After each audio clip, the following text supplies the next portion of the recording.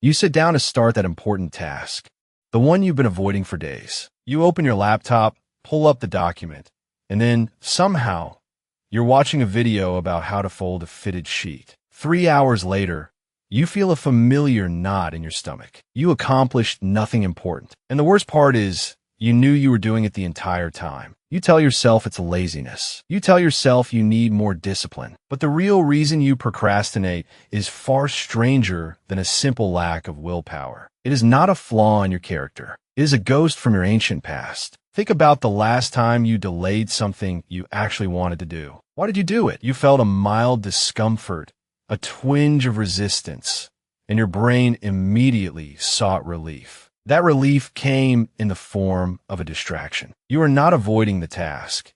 You are avoiding the feeling the task creates. And that feeling is not a modern invention. It is a survival signal from a time when energy was precious and risk was everywhere. Procrastination is not a time management problem. It is an emotional regulation problem dressed up in a productivity suit. The human brain evolved to prioritize immediate rewards over distant ones. That is not a bug.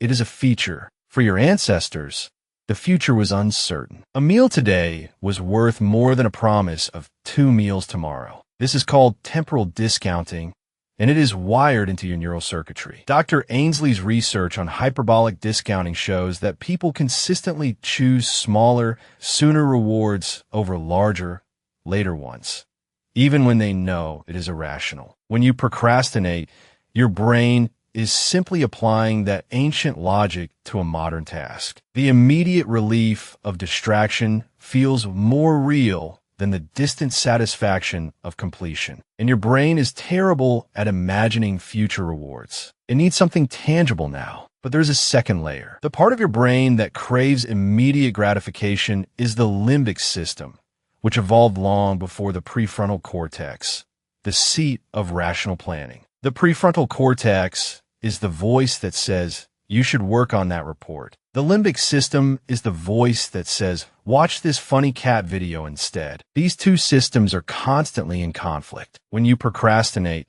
the limbic system has won a battle, and it wins often because it is older, faster, and more emotionally powerful. Dr. Steele, a leading procrastination researcher, created a formula called the temporal motivation theory. It shows that motivation is a function of the expected reward, the delay to that reward, and your sensitivity to delay. The longer the delay, the less motivated you are. That is why a deadline tomorrow feels more urgent than a deadline next month. Your brain simply does not care about next month. It cares about now. Here is the twist that changes everything. Procrastination is not a sign of laziness. It is a sign that your brain is working exactly as it was designed, to keep you alive in a world that no longer exists. In the ancestral environment, conserving energy was a survival strategy. Every action carried a risk. Moving too quickly could attract predators. Trying something new could lead to failure and death. So your ancestors were cautious. They delayed decisions.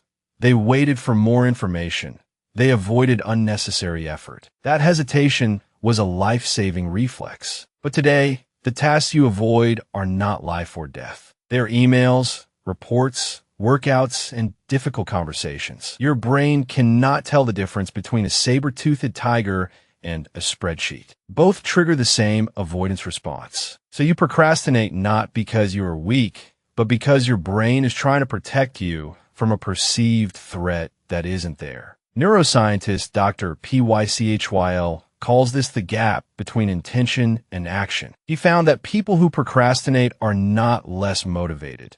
They are more susceptible to the negative emotions associated with a task. They feel anxious, bored, or frustrated. And to escape those feelings, they turn to mood repair. Distractions offer immediate mood repair. Scrolling, cleaning, organizing, anything that provides a quick dopamine hit. That is why you suddenly get the urge to organize your desk when you have a deadline. It is not that you are detail-oriented. It is that your brain has found a less painful activity. The irony is that the relief is short-lived. The guilt, shame, and anxiety return, often stronger than before. And then you procrastinate again to escape those feelings creating a vicious cycle. But here is the counterintuitive truth.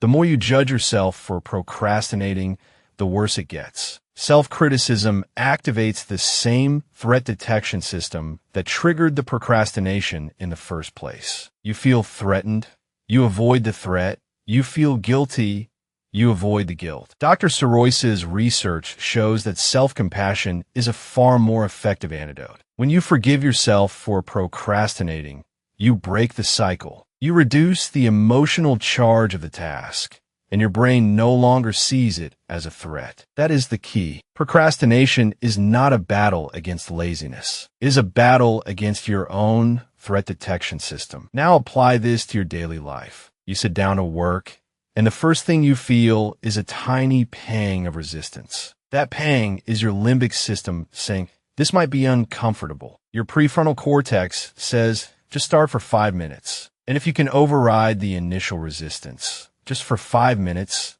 the emotional barrier often dissolves. This is called the 5-minute rule. Once you start, the task becomes less daunting. The reward of progress becomes real, and the motivation shifts. Research by Dr. Fishbach shows that people who focus on progress rather than completion are more likely to persist. The feeling of making progress releases dopamine, which reinforces the behavior. That is why breaking a task into tiny steps works. You're giving your brain immediate rewards. The modern world has weaponized your procrastination system. Every notification, every app, every infinite scroll is designed to hijack your limbic system. They offer immediate, variable rewards. The perfect formula for addiction. When you procrastinate by checking your phone, you are not just avoiding work. You are feeding an addiction that was engineered to exploit your ancient wiring. The technology companies have studied your brain's weaknesses and built products that exploit them. You're not weak.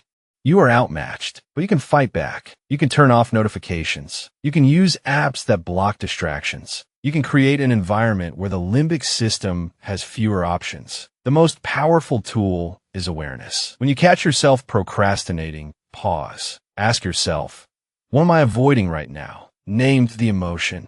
Fear, boredom, anxiety. By naming it, you reduce its power. This is affect labeling, and it calms the amygdala. So the next time you sit down to work and feel that familiar urge to do anything else, remember this. You're not lazy. You are human. Your brain is doing exactly what it evolved to do, but you have the power to override it, not through force, but through understanding. Procrastination is not a life sentence. It is a signal that you're trying to protect yourself from something that is not actually dangerous. And once you see that, the signal loses its hold on you. So take a breath, open that document, write one sentence. One sentence is a start, and a start is the only thing you need.